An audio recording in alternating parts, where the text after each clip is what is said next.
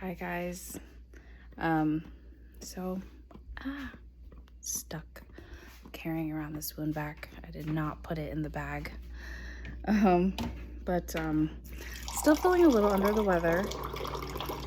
But I wanted to come on because today is the first day that I put on the bathrobe that I was bleeding in before the emergency surgery, my second surgery.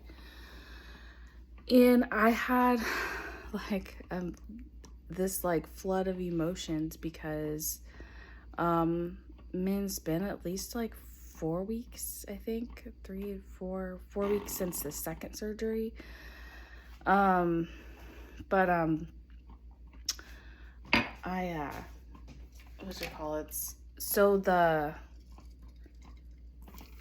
I was in the kitchen loading the dishwasher the morning that it all happened, and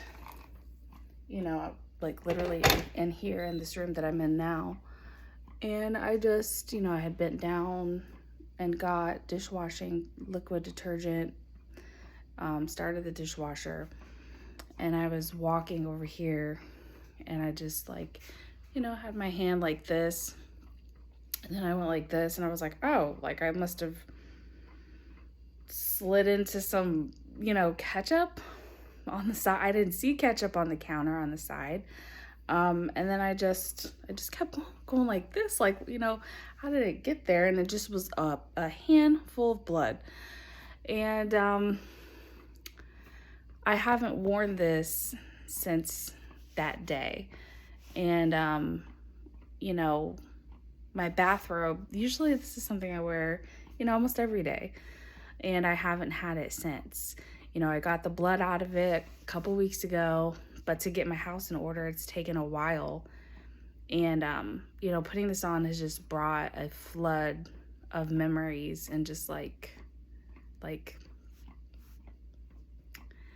everything that has happened these last few weeks has just been bam, bam, bam. And in the midst of it, it's you just got to do what you got to do. And I didn't realize that sorry, I was not supposed to do this. Getting rid of that trauma lump in my body, I didn't realize that it would come with more trauma. And I don't even know what that means exactly, biblically or with God. But I guess I'm just sharing.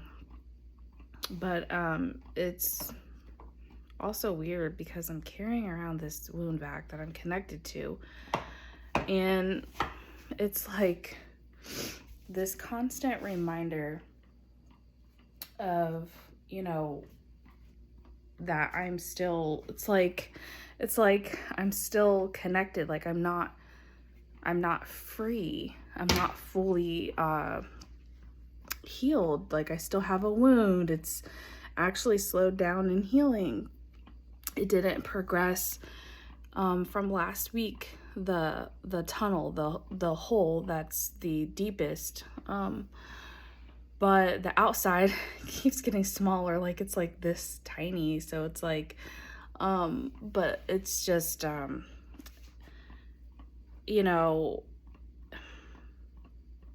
it's when you go through trauma,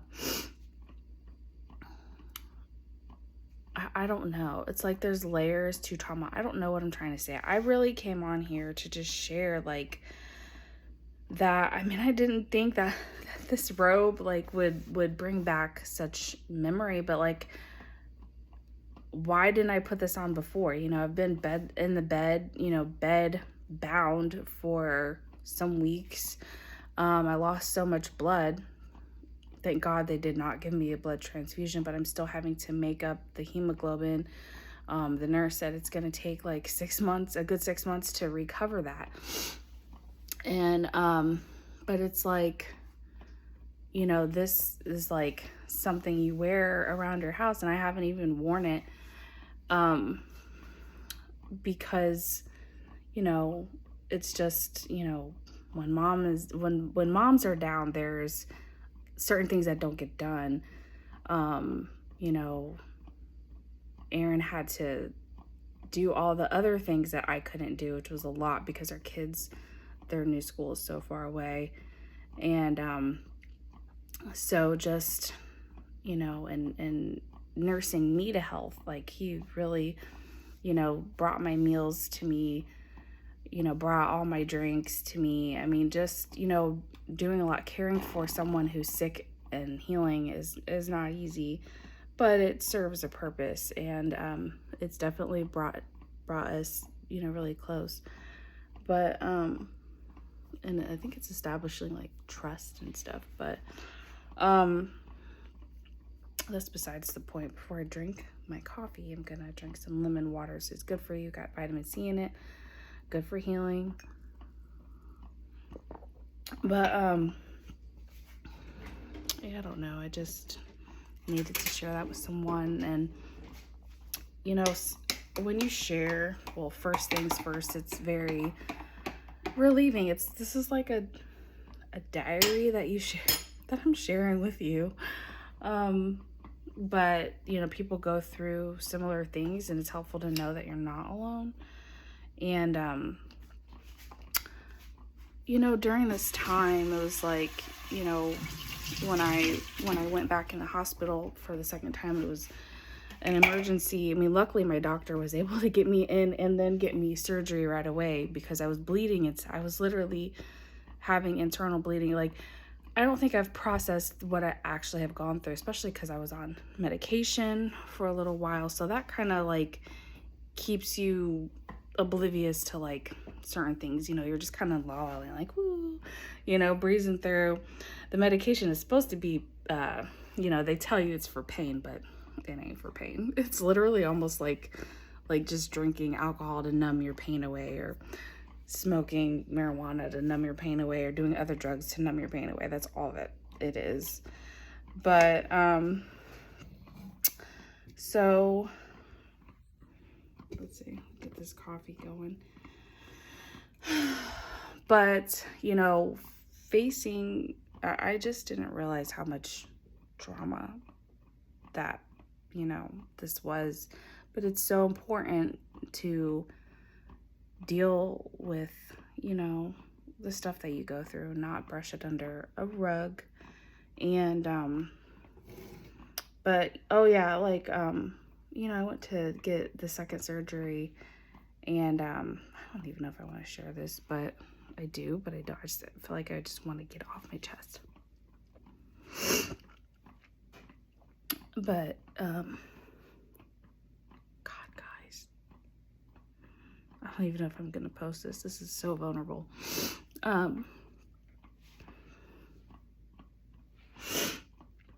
You know, I'm gonna talk in a different way, so I'm not, I don't know.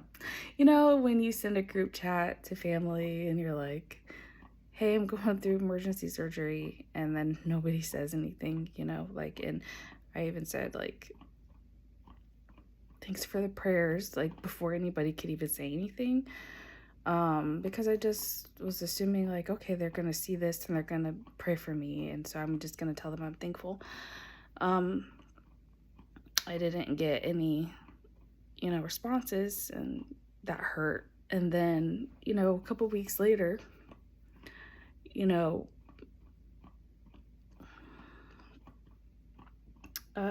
another family member, you know, comes at me and is like, you know, I'm disappointed in you.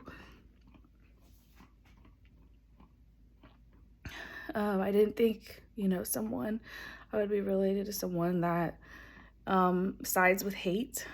So, you know, I want to talk, and it's like, I'm not going to talk when you approached me that way. That's very hurtful, actually. And then, I posted that happened, just to get it out. And some other things happened and assumptions were made, and I never put anybody's name on anything. I'm not even connected. Like, whatever I would talk about online, nobody would even know who I'm talking about, like, except the people involved. But just expressing my hurt, and then getting attacked by a couple family members after that. And I'm just like, so everybody wants to come at me with this weird stuff, but nobody's even checked on me. Like, I'm over here healing, I almost bled out. Like this is what's wrong with, I feel like, just the climate of people these days. Like, we're just focused on like the wrong things. Like, people don't come and see how people are doing. For me, when I know someone has gone through something, like, I'll try to make them a green juice, so you do something. And luckily, not luck, but because God is so amazing, the school, my new job, and where my kids go to school now, like, those people were the ones that really showed up for us. And this is why I wanted to be in that community, because whatever you surround yourself with, whoever you surround yourself with, you're going to become like them. And because, like, God has given me joy, inner joy, and I say inner because when you're going through a hard time, but you still have joy, that's amazing. To be able to feel joy in the midst of heartache, trials, pain. But then, like, I just knew that I wanted to be around people like that, because they were at a school where it wasn't like that. People were not as welcoming. There were a few lights in the place, amazing people, but overall, a little religious, legalistic, stuffy, but not stuffy like rich stuffy, but just like stuffy, like depressing. Like, it was just weird. But this community that God has brought us to is just so uplifting and so kind, and just, they go out of their way to, like, I don't even think they go out of their way. I think it's just, this is just who they are, to make it a point to say, I'm praying for you, and actually be kind, like really kind. Like, when I tell you, like, it's just the Holy Spirit in that place. And so those are the people that have shown up for me during this time, and that's who I want to be surrounded by. And being 40, I don't know if it's like, it must be everything. It must be age, it must be wisdom, it must be the resilience that God has given me because of what I've gone through. But I put up very strong boundaries now. Like, I do not deal with crap. Like, before I got saved, I already was very, like, like, I know what I want, I know what I don't want, type of thing. But then when I gave my life to Jesus, the church, the teachings molded me into being, more like head down, cowardly, like a false, like it's a false humility, I think. But no, I'm gonna stand tall. I'm gonna be firm on what I say. I can be very straightforward, and I can be, and I'm talking about us as Christians. Jesus wasn't a punk. And so I've been having to relearn this, like, oh, God has boundaries. God flipped the tables. And yeah, it's just so interesting how God protects his beloved, because the night before certain conversations happened, I had a dream about a snake, but then the snake ate the other snake. And I know exactly who and what that was. I know exactly who's for me and who's against me. And I know who to have close relationship with and who not to. And I think people, you mistake God for being soft, and that his love looks one way. and it doesn't, so it's just very interesting. You know, I've just been accused of some things lately, and it just doesn't feel good that nobody cares that I lost blood, almost died, had to go to emergency surgery. And I say this not as like not being in a victim mentality way. This is a people, a group where we used to be close and loving and kind, and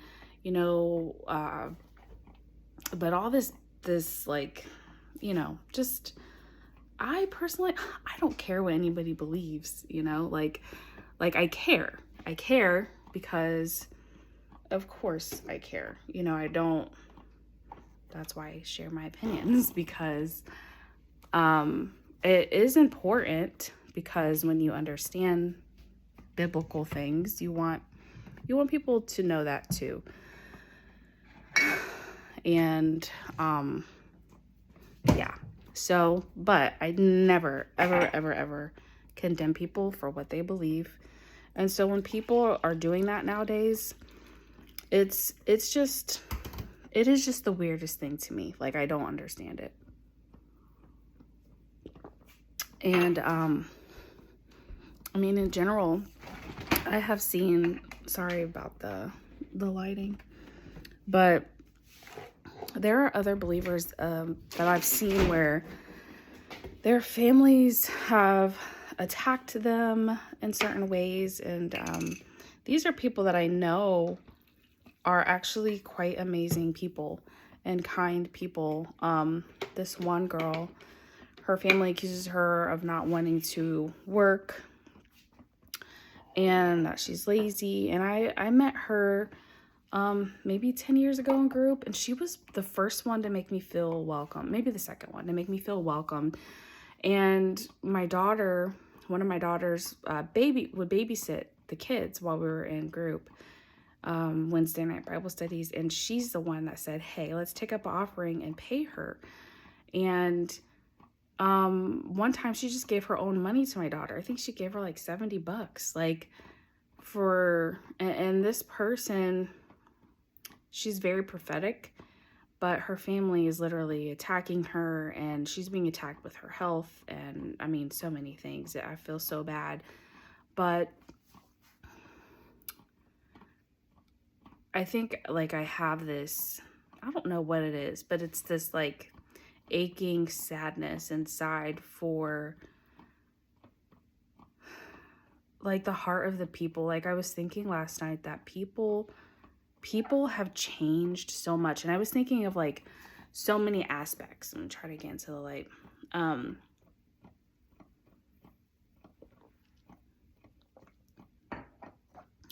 There's so many ways that people have changed. I know I'm just like talking right now, but I feel like, I mean, people, I like to listen to people just talk. So, to relate to some people sometimes. But this world has changed. How did I think about this? I'm trying to think how I thought about this last night. As I was thinking, as I was processing, because it wasn't just like my own personal stuff. It was like, it was just a whole bunch of things. But maybe, you could think about things. But it's like, oh, so I was thinking like, God, like, I know I've changed, over the years and all that, I understand. But then I was like, wait a minute. God gave me this, like, knowing that people have actually changed. And I went down the line of certain, like, people. And I was just like, okay, I know we all change. But, like, there are people that have changed for the worse. They're getting more religious. They can't even show up for the sick, the needy, because they're trying to go do what they think is kingdom business, but it's not. You're ignoring the people that really need help because you're over here being religious with things. Like, it's kind of specific to what I've seen, but there's like so much change in the atmosphere of people. Like, people have actually changed, and people's hearts are growing harder and colder. And I know that there is going to be a big revival one day, and people are going to wake up, people are going to get delivered. But there is a big deception out there. There is a lot of offense. And this is really where a lot of things are coming from. People are getting offended because you have an opinion. People are getting offended because you stand for something, even though I don't know how people get offended because you have certain beliefs, but it's just like, I just don't see it the way you do. And plus, I'm prophetic and God shows me things. So, and then when it lines up with other prophetic people, I stay in that vein. Sorry, that's the Wound Vac. It makes noises. But I know the gift that I walk in, and I know the Lord. I talk to him all throughout the day. The Bible says pray without ceasing. I'm constantly talking to God. He's my best friend. So God bless, guys.